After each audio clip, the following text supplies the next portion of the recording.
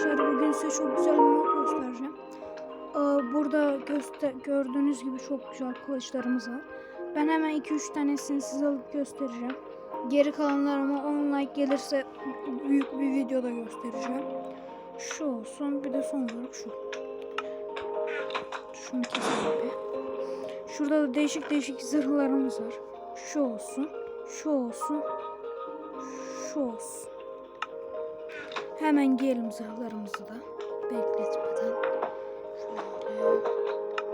Güzel oldu. Hepsinin farklı özellikleri var. Mesela bunun böyle bir özelliği var. Fırlatıyor. Bunun mesela böyle çok güzel bir özelliği var. Bekle. Bunun ise özelliği böyle hızlı koşmanı sağlıyor.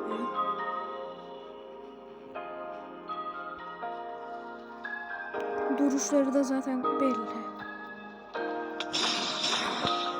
Beğendiyseniz like atın, uzun video halini çekin.